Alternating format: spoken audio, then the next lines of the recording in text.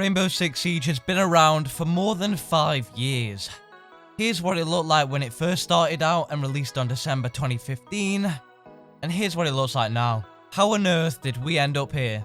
Well, it all started out when the developers at Ubisoft decided to type a little bit of code into their computers, and boom, a full new game was born. The game only started with 11 maps and 20 operators.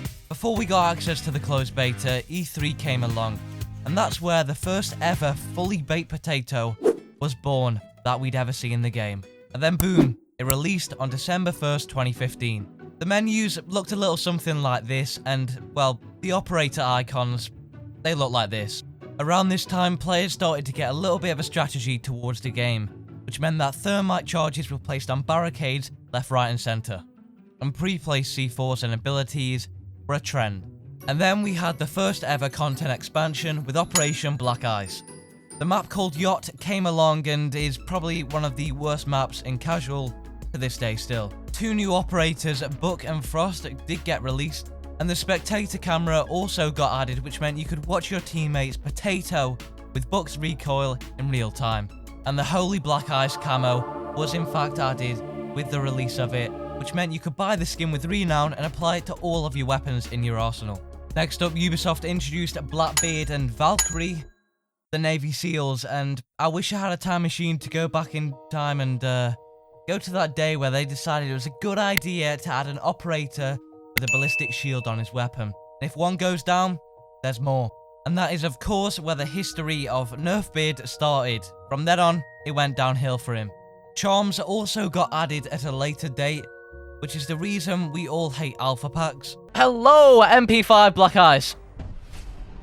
The 13th map got added by Ubisoft, which was Border, and on this day, it gave birth to a meme we all know and love.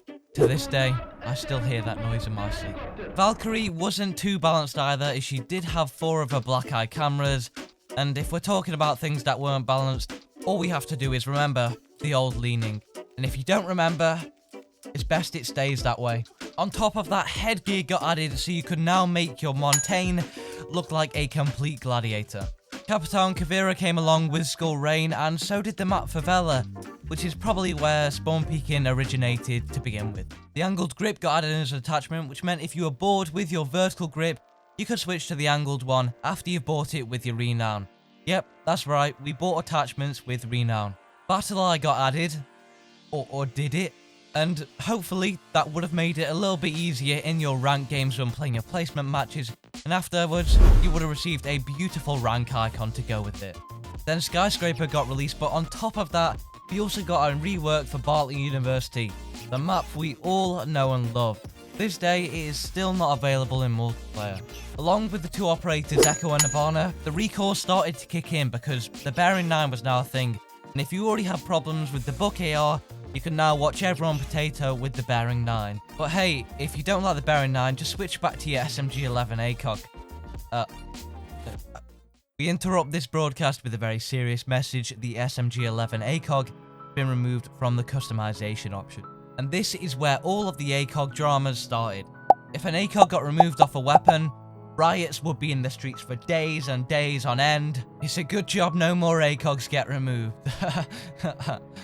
But hey, elite skins have arrived for Sledge, Kapkan and Thermite. The seasonal weapon skins gradually started to get a bit cooler, and now things were looking up content-wise. Velvet Shell replaced old rank icons, Jackal and Mirror got added, as well as the map Coastline. The menus got a revamp too. There were rather a lot of bugs and glitches. Some people turned into Harry Potter on Favela and decided to fly across the map, whilst others decided to kill everyone before the game had started. Which is where the saviour, Operation Health, arrived. Operation Health meant that they would not release any new content, but purely focus on patching bugs and glitches. But we did get alpha packs, and this is where our addiction started. Just one more pack. One more pack. The next one will be a Black Ice.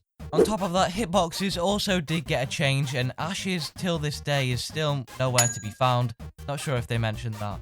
During Operation Health, they also debated whether Blackbeard was OP, but I think we all know the answer to that question. During this time, the ESL Pro League was taking place, with it being announced within January 2016, Back in February, the first ever 6 Invitational took place, with Continuum winning $100,000. Pro League sets started to release and Challenger League was announced. However, when Operation Blood Orchid came along, we got Ella, Ying and Legion and a theme park map. However, the Jaeger ACOG and the Bandit ACOG was removed. Jaeger mains and Bandit mains proceeded to take to social media to express their outrage. And from there on out, it went downhill for Jaeger. Rioting did continue for days on end, but hey, you can now deploy 2 drones if one wasn't already enough to dance around with the enemy.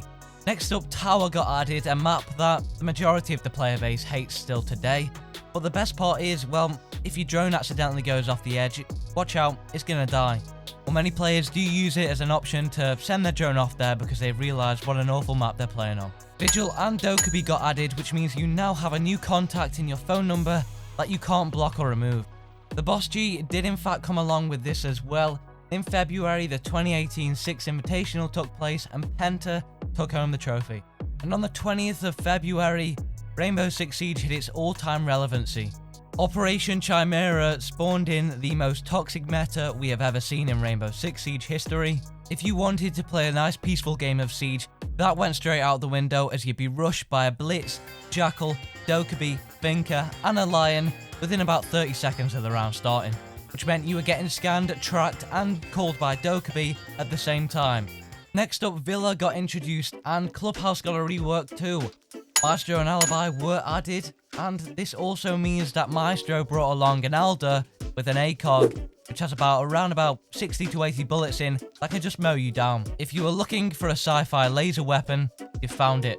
The bulletproof camera was added so you can get an even better view of the ceiling. Team killing and toxicity were on the rise at this point, and it's no surprise if I had to deal with the Operation Chimera meta, which I did.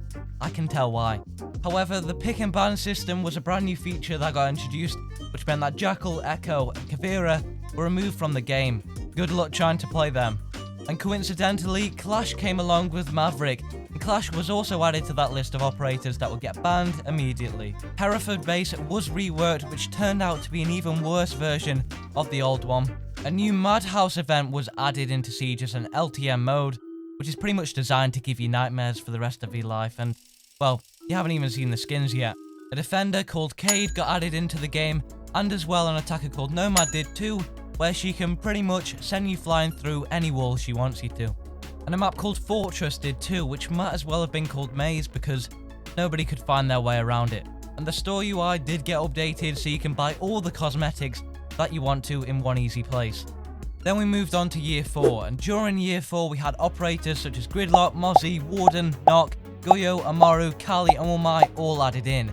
Guyo invented a new way to team kill your teammates now with his fiery explosions, and Warden, well, Warden looked great in his mustache, and that's about all he did. And we did in fact have Outback added, which was a brand new map. Cafe got a rework, Canal got a rework, so you are no longer gonna get spawn peek from every direction when you stepped forward, and Theme Park also got a rework. On top of that, G2 Esports won the 6th Invitational with a $2 million prize pool. The newcomer playlist got added, which was essentially Smurf City. Reverse friendly fire became a thing. On top of that, the Battle Pass got added, Unranked got added, a Champions rank got added, which meant now all of the rank stars could just go up one more. And also, the Boss G ACOG movement was started by a Swedish man on Twitter. Sadly, Ash lost her ACOG along with Maestro's ACOG too.